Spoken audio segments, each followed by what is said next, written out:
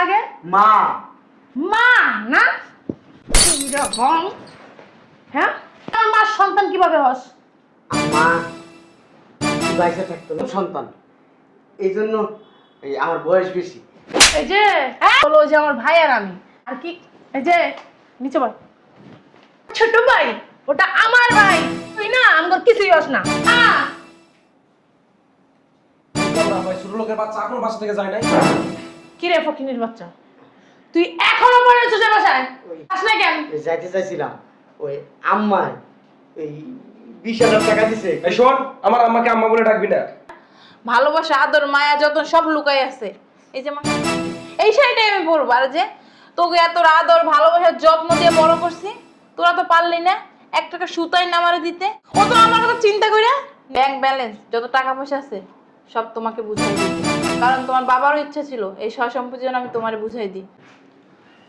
বুঝলাম না আপা, আম্মা সকাল সকাল ডাকলো কেন? আমিও তো জানি না, আমারও তো ডাকছে, আইসা বসে রইছি, আমার কোনো খবর নাই। ও তাহলে তোমরা এখানে? হ্যাঁ আম্মা, কিসের জন্য ডাকছো আম্মা? বলতাছি শোনো, আজকে কয় তারিখ? আজকে 14 তারিখ। এটা ধরো, এখানে 20,000 টাকা। এই 20,000 টাকা 1 ঘন্টায় তুমি মন মতো ভাঙবা, কিন্তু এই টাকা তুমি কোন জায়গায় খরচ করছো তা হিসেবে আমার দিতে হবে। ধরো তুমিও 1 ঘন্টার ভিতরে এই টাকা ভাঙবা, কিন্তু কোথায় কোথায় খরচ করবা পাই টু পাই আমাকে হিসাব দিবা। কেমন কথা আম্মা? টাকা দিলা, এখন আমার টাকা আমি কোথায় কোথায় ভাঙবো সেটা তোমাকে হিসাব দেওয়া লাগবে। শোনো, 20,000 টাকা তোমাদের দিছি, 1 ঘন্টায় ভাঙবা, তারপরে কি কি করলে এই টাকা দিয়ে ওইটা আমার হিসাব দিতে হবে। এর থেকে বেশি কথা আমি তোমাদের সাথে বলতে চাই না। ঠিক আছে আম্মা। আর একটা কথা, তোমাদের আমি একটা কথা লুকাইছি, এখন এটা বলা দরকার, এর জন্য বলতাছি। কি এমন কথা আম্মা যে তুমি লুকাইছো? এত বছর বলো নাই, আজকে বলবা? শোনো, তোমার আব্বার সাথে আমার বিয়ে হওয়ার আগে তোমার আব্বার আর এক জায়গায় বিয়ে হয়েছিল। কি বলতেছো আম্মা? আমার আব্বা আগে একটা বিয়েও করছিল? বিয়ে না, সে ঘরে একটা ছেলেও আছে। কি বলতেছো আম্মা? হ্যাঁ, শুধুমাত্র তোমাদের ভবিষ্যের কথা চিন্তা কইরা ওই ছেলেকে আমি এই বাসায় রাখি নাই, গ্রামে পাঠাই দিছি। ও গ্রামেই থাকে, কিন্তু এখন ওর গ্রাম থেকে এখানে আনবো আমি। তার মানে আমার বাপের সম্পত্তির ভাগ নেওয়ার জন্য আরেকজন আছে। আছে। আর আমি চাই তার ভাগটা তাকে বুঝিয়ে দেওয়ার জন্য। আম্মা, এটা অসম্ভব। শোনো আম্মা, যাকে দেখি নাই শুনি নাই কখনো জানি না তার বিষয়, আর তারা তুমি সম্পত্তির ভাগ দেবা? আমরা 2 ভাই বোন ছাড়া এই সম্পত্তির ভাগ কেউ পাবে না। তুমি বললেই তার হইলো না? তোমাদের ভালো ভবিষ্যতের কথা চিন্তা কইরা ওরে আমি গ্রামে পাঠাই দিছি, আর ভবিষ্যতের কথা আমি চিন্তা করি নাই। কিন্তু তোমার বাবা মরার আগে আমার বইলা গেছে ওর সম্পদ যেন আমি ওরে পাই টু পাই বুঝাই দিই। আমি তোমার বাবার কথা ছাড়া 1 পা নড়তেও পারবো না। তো আম্মা, তুমি যেহেতু আব্বার কথা ছাড়া 1 পাও লড়তে পারবা না, তাহলে তুমি বাসা থেকে কেন বের করে দিছিলা? এই জায়গায় রাখতা, তাহলে আমরা দেখতাম, শুনতাম, বুঝতাম আমাদের সম্পত্তির ভাগ নেওয়ার জন্য আরেকজন আছে।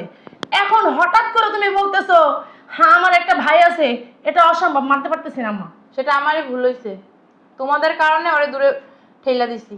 এটা আমার করা ঠিক হয় না, কিন্তু আমি এখন বুঝতে পারতাছি। আমি বেশি কোনো কথা বলতে চাই না, তোমরা এখন আসতে পারো। কি রে, তুই কিছু বলিস না কেন? আম্মা এই সম্পত্তির ভাগ কেউ পাবে না, আমরা 2 ভাই বোন ছাড়া। কথা তো হবে না? তোমার মা মারা যাওয়ার সময় এই সয় সম্পত্তি সব আমার নামে লিখে দিয়ে গেছে। আমি যদি চাই না তোমাদের সম্পত্তি থেকে বঞ্চিত করতে পারি। কেমন কথা বলতেছো আম্মা? শোনো, কি আসলো এখন আবার? শোন ভাই, আমি এটা কিছুতেই মেনে নিব না। এই লোক যদি বাসার ভিতর ঢুকে অপমান করে হোক, মাইরা ধরে হোক, এই বাসা থেকে বের করে দিতে হবে। ওরে না বাইর করলে না, আমরা 2 ভাই বোন না এই সম্পত্তি পাবো না। আম্মা ওরে বেশি দিবা, আমাদেরকে কম দিবে, দেখিস আমি বললাম।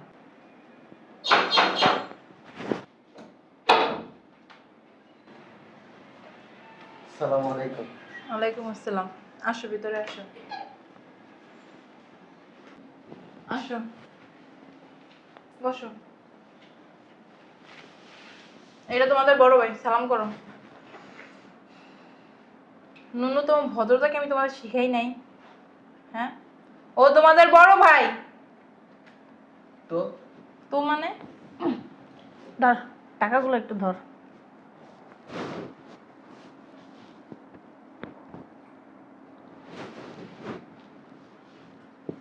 কি দেখতেছো? গ্রামে থাকেন না? তার কি লাগে? মা। মা না? এরকম হ্যাঁ? তুই খারাস, তোর তো বয়স বেশি আমার মার থেকে, তুই আমার মার সন্তান কিভাবে হস? আমার মা যদি বাইসে থাকতো না, আমার মার বয়স 60-70 হইতো। আর আমি তো আমার বাবার প্রথম সন্তান, এই জন্য আমার বয়স বেশি। এই যে এই আমার বাপের না দুইটা সন্তান, সেটা হলো ওই যে আমার ভাই আর আমি। আর কি এই যে নিচে বল। আম্মা তুমি বেশি বাড়াবাড়ি করতেছো। এটা আমার ছোট ভাই। তোর আইছে এটা আমার ছোট ভাই, ওটা আমার ভাই। তুই না আমার কিছুই হস না, বুঝছস? রুনা আর কি তোর মা মরে গেছে না, তোর মার সাথে তুই মরতে পারলি না? আমার বাপের সম্পত্তি ভাগ নিতে, হ্যাঁ ভাগ না তোর খাওয়া দিব বান্দির বাচ্চা। মাটা যখন মরছে তখন তুই মরতে পারলি না, আল্লাহ তোর চোখে ধরে নাই। কোন সাহসে আর কোন অধিকার নিয়ে বাসায় আসছস? কোন সাহসে আর কোন অধিকার নিয়ে বাসায় আসছস? আমি আসতে বলছি। তুমি আসতে বললেই হবে না, ওরে আমরা আমাদের ভাই হিসাবে মানি না। তুই শোনো, এতদিন যাই না হইছি আমরা দুই ভাই বোন, এবং কি আমার বাপের সয় সম্পত্তি আমরা দুই ভাই বোন ছাড়া আর কেউ পাবে না।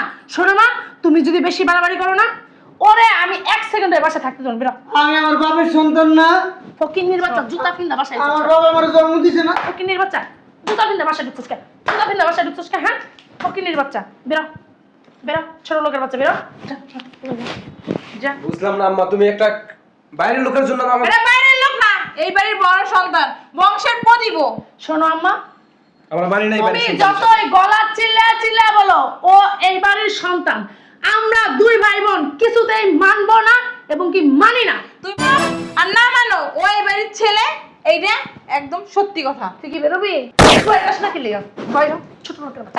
এই বাইরে না, নিচে নাম, নিচে বয়, তোর সোফায় বড় যোগ্যতা আছে। এই ছোট লোকের বাচ্চা, তোদের যে কাজে যাইতে বলছি ওই কাজে যা, সামনে তোদের জন্য অনেক সারপ্রাইজ আছে, আর তোরা যদি ওরা বাইর করার চেষ্টা করিস না, অনেক কিছু কিন্তু হারাবি। যা। শোনো মা, আমরা কিছুই হারাবো না। আমরা তোমার সন্তান, তোমার বাধ্যতামূলক আমাদেরকে আব্বার সম্পত্তি সব বুঝাই দিতেই হবে। তুই কি যাবি এখান থেকে এখন?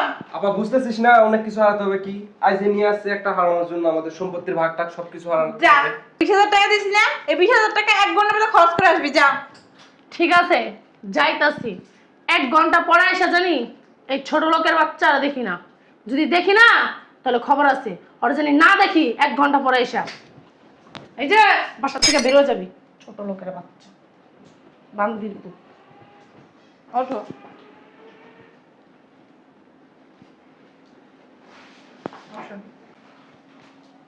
শোনো বাবা, আমারে মাফ করে দিও।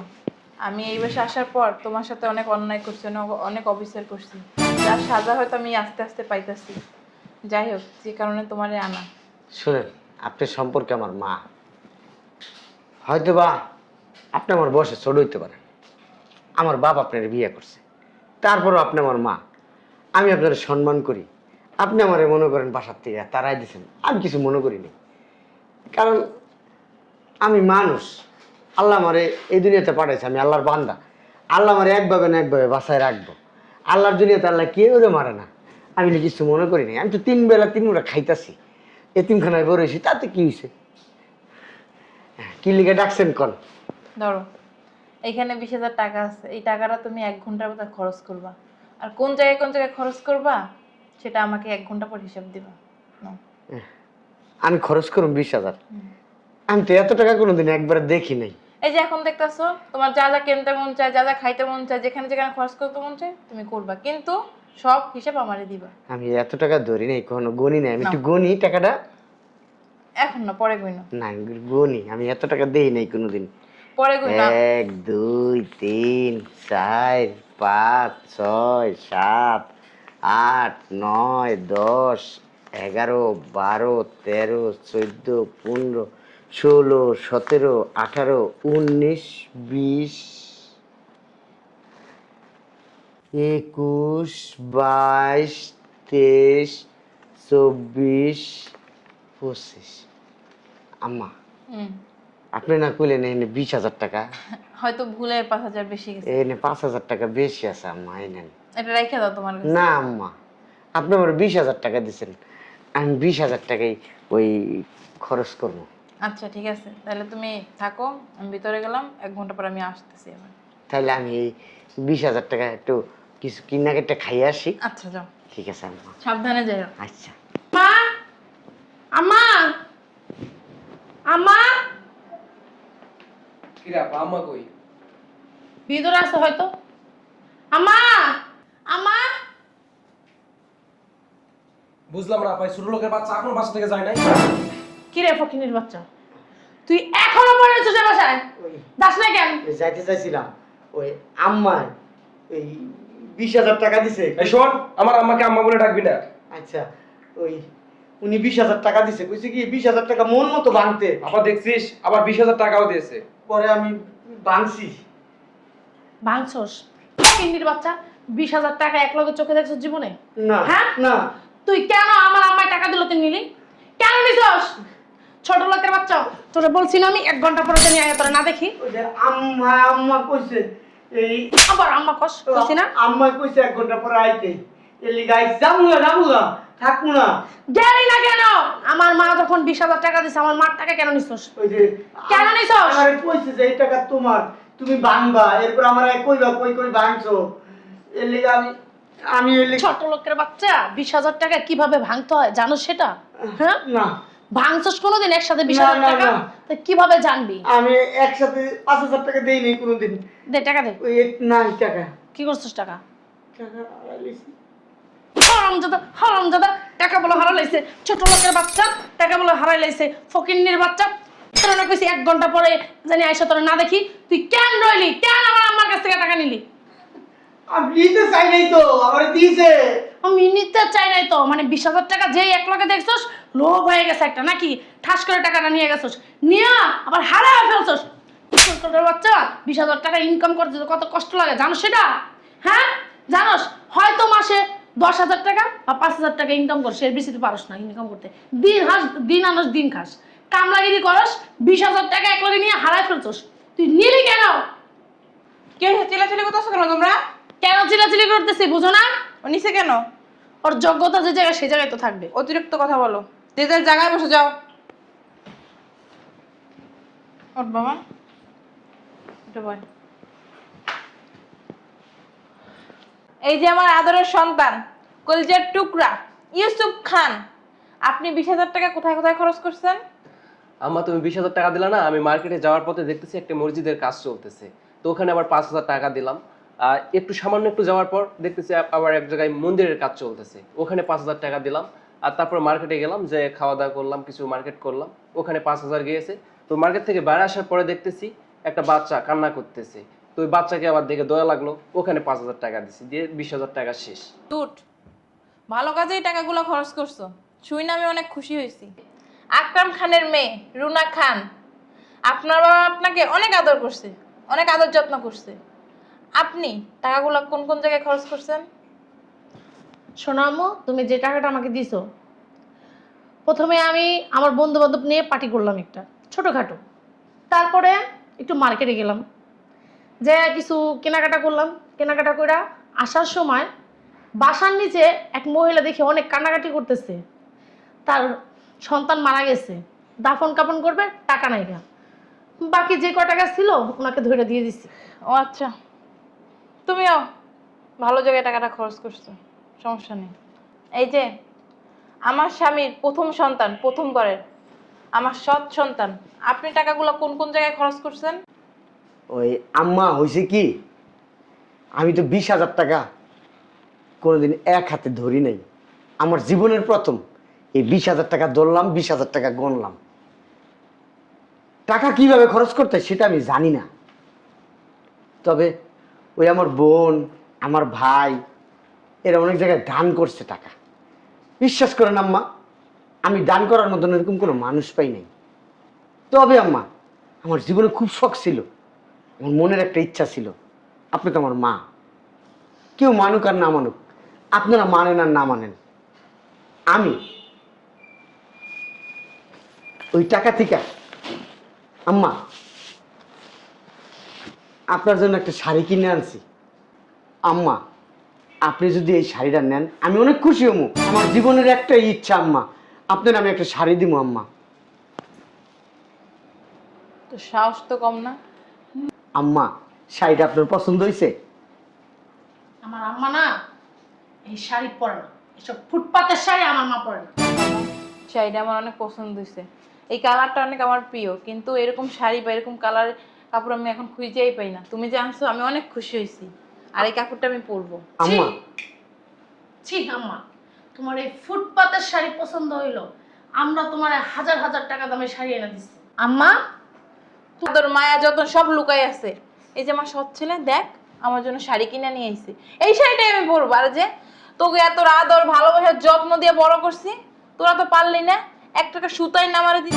ও তো আমার কথা চিন্তা করে নিয়ে আসছে, একটা শাড়ি নিয়ে আসছে। আমি এই শাড়িটাই পরবো, আর আজকেই পরবো। আম্মা ওই আমার না টাকা খরচ করার কোনো রাস্তা নেই। ওই 2000 টাকা দিয়ে শাড়িটা আনছি আম্মা, আরে 18,000 টাকা আম্মা আপনার ফিরিয়ে দিলাম আম্মা। আমি টাকা দিয়ে কি করবো আম্মা? আমার কে আছে বলেন? কেউ নাই। ওই আমার যা আছে ওই সবই তো আমার এই ভাই বোন গো।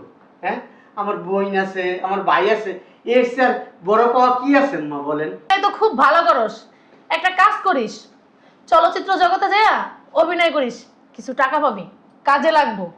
বাবা তুই ঠিক কইছস, শালার পুত তুই অভিনয় করস। ইউসুফ ইউসুফ ঠিকই করছে, খারাপ করে নাই। হ্যাঁ, এমন ভাব করতেছিস আর এরকম নাটক করতেছিস, আমার মার মন জয় করতেছিস নাকি? এই পুরা সয় সম্পত্তি সব জানি তোর নামে লিখে দেয়। হ্যাঁ হ্যাঁ, এটাই চাইতেছস? শোন, ছোট লোকের বাচ্চা, তুই যদি এটা আশা করিস না তাহলে ভুল আশা করবি। দেখছো সাপা আমার মন কিভাবে জয় করে। শোনো, আমি এই আমার সম্পত্তির উত্তরাধিকার পাইয়া গেছি। যার কাছে আমার এই সম্পত্তি দিলে রক্ষা পাবে। তোমাদের যখন 20,000 টাকা দিছি না, তখনই তো তোমরা ফেল করে গেছো। ওইখানে কিন্তু আমি 20,000 টাকা দিই নাই, 25,000 টাকা দিছি। তোমরা দুইজনের একজনে কিন্তু আমাকে টাকা ফেরত দাও নাই। ঠিক তখনই আমি আর একজনকে 20,000 টাকা দিছি, যে তোমরা এই 20,000 টাকা কোথায় কোথায় খরচ করো ফলো করার জন্য। কি করছো? তোমার তো আসলে মিথ্যা কথা বলছো। তোমার কাউ হয়তো দান করো নাই। কে? তুই তো মসজিদ মন্দির কোনো জায়গায় তো টাকা দাস নাই, মিথ্যা কথা কেন বললি? সো এই সম্পত্তির ভাগ আমি তো তোমাদের দিব না, কারণ তোমরা এই সম্পত্তি রক্ষা করতে পারবে না। হ্যাঁ, এই সম্পত্তি সব উড়াই দিবা, 2 হাতে খরচ করবা। ওরাও আমি 20,000 দিছি, মুখে বলছি 20,000, কিন্তু দিছি টাকা 25,000। ও সাথে সাথে টাকা গুইনা আমাকে ফেরত দিয়ে দিছে, আর বাকি টাকা এই এই তোমাদের মতো অডালা টাকা ভাঙেও নাই, মিথ্যা কথা বলে নাই, অসৎ কাজও করে নাই। দেখছো সাপা এই ফকিনের পুতে আমার মন কিভাবে জয় করে ফেললো। এই যে আম্মা, শোনো একটা কথা বলি, এই সয় সম্পত্তি যা আছে আমাদের 2 ভাই বোনের ছাড়া যদি অন্য কোনো দিকে যায়, তাহলে না তোমারও মাইরা ফেলতে না আমি একটু হাত কাঁপবে না। কে মারবে আমারে? তুই? তোর মতো চুনুপুটি আমারে মারবো? তুই ভুলে যাইতেছস এই সয় সম্পত্তি, ব্যবসা বাণিজ্য, ব্যাংক ব্যালেন্স সবকিছু আমার নামে। আমি যদি তুড়ি মারি না, তোদের না ঘাট ধাক্কা দিয়ে বাসা থেকে বের করে দিবে। শোনো বাবা, আমি চাই এই সয় সম্পত্তি, ব্যাংক ব্যালেন্স, যত টাকা পয়সা আছে সব তোমাকে বুঝাই দিতে, কারণ তোমার বাবারও ইচ্ছা ছিল এই সয় সম্পত্তি যেন আমি তোমারে বুঝাই দিই। টাকা দিলে ওরা রাখতে পারবে না, যেদিন ওরা ভালো হবে তুমি চাইলে ওদের কিছু সম্পত্তি দিও। কি হইছে? ওরে সম্পত্তি দিবা আর ও আমাদেরকে দিব? শোনো আম্মা, সৎ সৎই থাকে, সৎ কোনোদিন আপন হয় না। ও একবার যদি এই সম্পত্তি পায় কোনোদিন আমাদেরকে দিবে না। না দিলে না দিই। অতএব তোমার যদি দিতে হয় ওকে কিছু দাও আর আমাদেরকে তুমি বেশি দাও। না, তোমার বাবা এটা আমাকে বলে যায় নাই, বলছে সব সম্পত্তি ওরে বুঝাই দিতে। ওর যদি মন চায় ও তোমাদের দিবে, আর মন না চাইলে ও তোমাদের দিবে না। আমার তো মনে হচ্ছে হ্যাঁ, তুমি ওর আপন মা, আমাদেরই সৎ মা।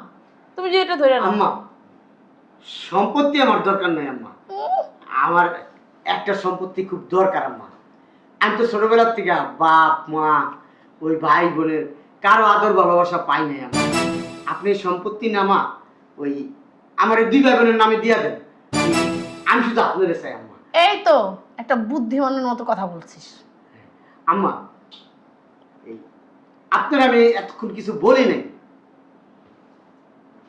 আপনি আমার ছোটবেলা বের করে দিয়েছেন। আমি এতিমখানার মানুষ হয়েছি, বিদেশে একটা সংস্থা আম্মা, কিছু লোক আমাদের ওই এতিমখানাটা পরিদর্শন করতে আসছিল। পরে ওই বিদেশি লোক ওই আমার দেখে ওনার অনেক মায়া লাগছিল, অনেক মায়া লাগছে। পরে ওই লোকের সাথে না আমারে ইংল্যান্ড নিয়ে গেছিল। ওইখানে না আম্মা, ওই লোকের কোনো সন্তান ছিল না, উনি কোনো বিয়েও করে নাই আম্মা। উনার যত সম্পত্তি আছে, টাকা পয়সা আছে, ব্যাংক ব্যালেন্স আছে, সব কিছু না আম্মা আমারে দিয়ে দিছে। রূপকথার গল্প শোনাইতেছে। আর যে এতিমখানাটায় ছিলাম আম্মা, ওই এতিমখানাটা এখন আর এতিমখানা নেই আম্মা, ওইটা এখন আরো বড় করছি আম্মা। তোমরা আমারে খারাপ ভাবতে পারো না, আমি তোমাদের কোনো খারাপ ভাবি না। আমি এই বাসায় যখন আসছি না, আসার আগে আমি তোমাদের জন্য কিছু উপহার নিয়ে আসছি। তোর মতো ছোট ছোট লোক আবার কি উপহার দিব? নাও, এই যে তোমাদের জন্য উপহার আনছি।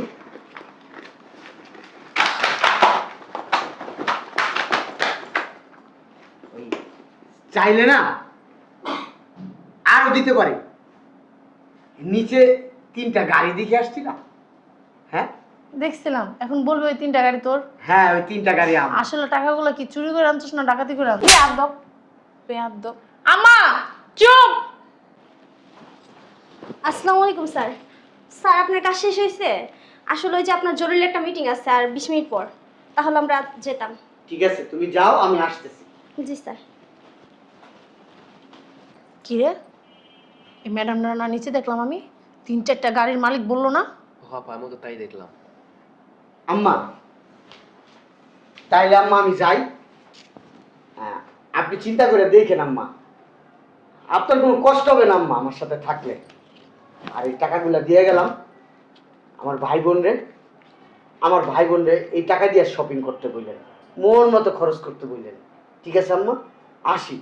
দোয়া করেন আম্মা, আপনার জন্য আমার দরজা আম্মা সব সময় খোলা আম্মা। আপনি যে কোনো মুহূর্তে আম্মা আমার যে কোনো প্রতিষ্ঠানে আপনি যাবেন, সব প্রতিষ্ঠানের মালিক আম্মা আপনি। আপনার পায়ের কাছে আম্মা আমি সব লুটাই দিব আম্মা। আসি আম্মা। আচ্ছা, দোয়া করেন। সালাম আলাইকুম ওয়ালাইকুম আম্মা। আসসালাম। আবার আইসো। হ্যাঁ, ঠিক আছে আম্মা। কি কি বুঝলি? অরে দেখে কি বুঝলি? হ্যাঁ, বুঝলাম। সবাই না তোদের মতো লোভী হয় না। তোদের জন্য ওরে আমি পর করে দিছিলাম, তোদের অযত্ন হবে দেখে ওরে দূরে ঠেলে দিছিলাম। তোদের ভালোভাবে মানুষ করার জন্য ওরে আমি বাসা থেকে বের করে দিছি। তোদের একটা কথা বলি, এই সয় সম্পত্তি, ব্যাংক ব্যালেন্স যত টাকা পয়সা আছে না, তোদের আমি দিব না। লাগলে এই ব্যবসা প্রতিষ্ঠান সয় সম্পত্তি বিক্রি করে আমি ওর কাছে যাই থাকবো। তারপর আমি দেখবো তোরা কিভাবে কেমনে চলস, এত বিলাসিতা কিভাবে করস। আর বেশি কিছু করলে না, আমি এক্ষুনি ওর কাছে চলে যাবো। আর এই টাকায় না তোরা কেউ হাত দিবি না, এটা ওর টাকা। তোদের মতো পাপির হাত যেন এই টাকায় না লাগে, বলে দিলাম আমি। শোন ভাই, একটা কথা বলি, ও তো আমাদেরই রক্ত না, আমার বাপেরই সন্তান। আর বড় ভাই, তাকে তো সম্মান করা উচিত ছিল, তাকে ভালোবাসা উচিত ছিল। কিন্তু আমরা কি করলাম, ওকে অপমান করলাম, অপমান করে ছোট লোক ফকিনি বলে তাড়াই দিলাম।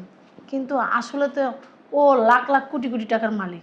ও তো চাইলে পারতো, ও তো এই সম্পত্তির ভাগ পাওয়ার যোগ্য, মানে ওর অধিকার আছে। কিন্তু ও কিন্তু আয়সা পারলে চাইলে পারতো আমার মাকে অপমান করতে, আমাদেরকে অপমান করতে।